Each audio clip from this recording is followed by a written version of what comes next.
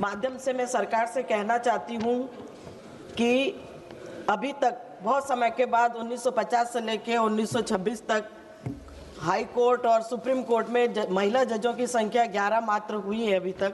तो मैं आपके माध्यम से कहना चाहती हूँ कि जबकि प्रत्येक न्यायालय में वरिष्ठ अधिवक्ता महिलाओं की कमी नहीं है, जहाँ से महिलाओं का उच्च न्यायालय उच्चतम न्यायालयों में चयन होता है, मैं न्यायालयों में महिलाओं की जजों की संख्या बढ़ाई जाए, इसकी मैं सरकार से मांग करती हूँ। आपके माध्यम से आज भी 15% ही सिर्फ जो जजेज हैं उनमें 15% महिलाओं की नियुक्ति महिला जजों की है। आज जब हमारे प्रधानमंत्री जी महिलाओं को हर एक क्षेत्र में प्रतिनिधित्व दे रहे हैं, तो आज सभी महिलाओं की आशा भी है, उनसे पूर्ण विश्वास ही है कि इस 15% संख्या को बढ़ा करके और 30% कम से कम महिला जजों की हाई कोर्ट और सुप्रीम कोर्ट में की जाए, ये मैं मांग करती हूँ। बहुत बहुत धन्यवाद। माननीय श्री नागेश जी। అధ్యక్ష, నా తెలంగాణ ఆదిలాబాద్ పార్లమెంట్ నియోజకవర్గానికి సంబంధించినటువంటి అతి ముఖ్యమైనటువంటి విషయాన్ని మీ ద్వారా కేంద్ర ప్రభుత్వ దృష్టికి తీసుకెళ్తున్నాను అధ్యక్ష. మా జిల్లాలో ఫారెస్ట్ ఏరియా చాలా ఉన్నది. ఆర్ఎండ్బి కావచ్చు, పంచాయతీరాజ్ కావచ్చు, ట్రైబల్ వెల్ఫేర్ డిపార్ట్మెంట్కి సంబంధించినటువంటి రోడ్స్ టెండర్ అయిపోయి పనిచేసే సందర్భంలో ఫారెస్ట్ డిపార్ట్మెంట్ పర్మిషన్స్ లేవని చెప్పేసి చాలా చోట్ల ఆపేస్తూ ఉన్నారు. కొన్నేమో స్టేట్ లెవెల్లో పర్మిషన్స్ అక్కడ పెండింగ్ ఉన్నాయి, కొన్ని జిల్లా లెవెల్లో కొన్ని క్లియర్ అయినా స్టేట్ లెవెల్లో పెండింగ్ కావడం, తర్వాతనేమో స్టేట్ నుంచి కొన్ని కేంద్రానికి కూడా ఇక్కడికి రావడం జరిగింది. వాటన్నిటిని కూడా తొందరలోనే పర్మిషన్స్ ఇచ్చేసి ఆ ప్రాంతాలకు సంబంధించినటువంటి ఆ రోడ్ల యొక్క పర్మిషన్స్ ఇవ్వాలని చెప్పేసి మీ ద్వారా మరొక్కసారి కేంద్ర ప్రభుత్వాన్ని కోరుతున్నారు అధ్యక్ష. ధన్యవాదాలు. माननीय श्री मेहता అన్న నీకు 6th సెన్ పని చేస్తున్నాను. The historic 1946 Royal Indian Navy uprising, which began on February 18th at HMIS Talwar in Mumbai and swiftly spread across the country, involving nearly 20,000 naval ratings, 78 ships, and multiple shore establishments.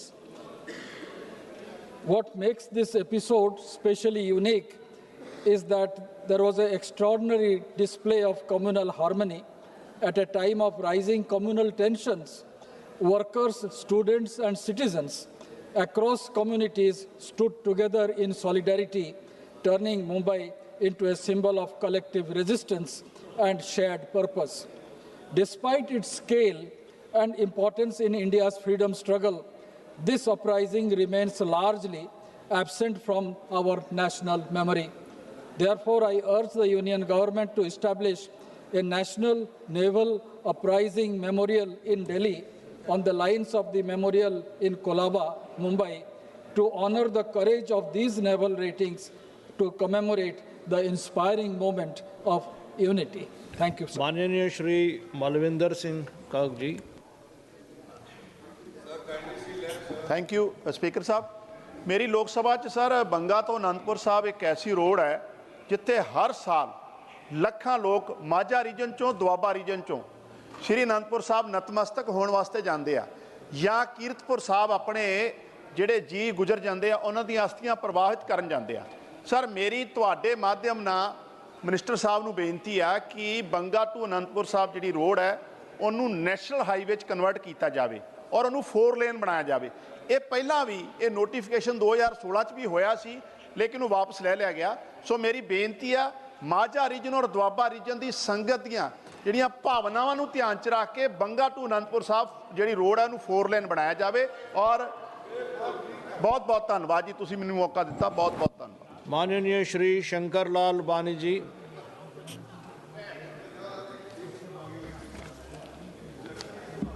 धन्यवाद अध्यक्ष जी। मैं इंदौर का एक महत्वपूर्ण road जो bypass से आगरे Bombay bypass जो कि नेशनल हाईवे 27 वर्ष से पूर्व बना था, जिसमें कि शहर के आसपास के जो अंडरपास है उसकी चौड़ाई कम है, अप्रोच रोड की चौड़ाई तो 100 फीट है, लेकिन अंडरपास की चौड़ाई लगभग 30 फीट है। तो मैं ये मांग करना चाहता हूँ कि वहाँ बार बार जाम लगता है, दोनों तरफ कॉलोनियाँ बस गई है, शहर बस गया है। तो मैं मांग करना चाहता हूँ जितने भी अंडरपास है, चाहे बिचौली हो, नेपानिया हो, पत्थर मुंडला हो, जलारिया हो, जितने भी अंडरपास है उसके स्थान पर केंद्र सरकार नेशनल हाईवे फ्लाईओवर बनाए, ये मैं मांग करता हूँ। धन्यवाद। माननीय डॉक्टर के काव्या जी।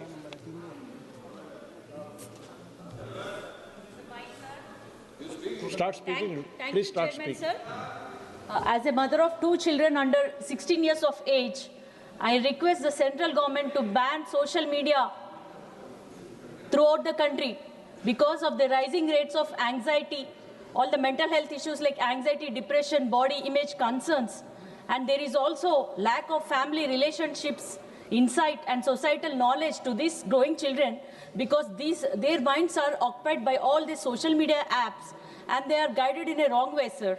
And I request, because already in few states this ban has been implemented, so kindly the central government should look into this matter as other MPs have also suggested the same thing. I request, as there is also a problem of human trafficking happening in these cases and also a problem of self-isolation, brain fog and many more things that are happening to the children, sir. We need to ban the social media for these 16 years of age children so that we can save our future generations for a better India, sir. Thank you so much, sir. माननीय श्री राहुल कासवा जी। राहुल कासवा जी। धन्यवाद sir. Sir, मैं देश के बहुत बड़ा मुद्दा जो हमारे ट्रक ड्राइवर्स का है उसके बारे में बोलना चाहता हूं।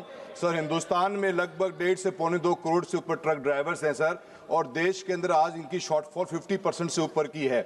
आज भी हिंदुस्तान की जो लॉजिस्टिकल कॉस्ट है 14% से ऊपर चलती है सर, क्योंकि गाड़ी ट्रक्स के ऊपर ड्राइवर्स मिलते नहीं। सर, ये एक ऐसा व्यवसाय बन चुका है सर जिसके अंदर आज भी कोई भी पिता अपने बच्चों को किसी भी ट्रक का ड्राइवर बनाना पसंद नहीं करता सर। पर हालात इस चीज़ की इसलिए नहीं रुकती सर। इंपॉर्टेंट बात इस बात की है कि सर इस व्यवसाय में जो जुड़े हुए लोग हैं उनकी जो जीवन यापन है सर, उनका जो हाईवे पे मूवमेंट है, उनकी सरकारी कर्मचारियों के द्वारा उनके जो टॉर्चर होता है सर, आए दिन की घटनाएं होती हैं और इन घटनाओं के कारण इनकी जो लाइफ की जो एक सेल्फ रिस्पेक्ट है वो मरती है सर। मैं सर हाल ही में हमारे सर चोरू के अंदर रंजीत नाम का एक व्यक्ति कोला सर में हाईवे की ट्रक की जांच के चक्कर में सर मोटरसाइकिल से गिरा, उसकी डेथ हो गई। आए दिन सर पुलिस अधिकारियों के द्वारा या परिवहन अधिकारियों के द्वारा इन ट्रक ड्राइवर्स को, चाहे यूपी, बिहार, राजस्थान, हरियाणा के सर जो हमारे एरिया है नॉर्थ इंडिया का, बहुत ज़्यादा प्रताड़ित किया जाता है। मेरा आपसे सर अनुरोध है और आपके मार्फत सरकार से अनुरोध है कि सर डेडिकेटेड स्पॉट्स को आइडेंटिफाई किया जाना चाहिए नेशनल हाईवेज के ऊपर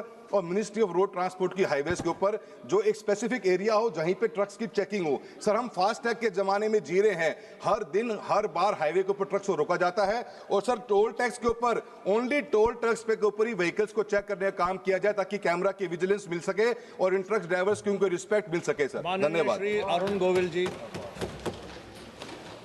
धन्यवाद अध्यक्ष महोदय।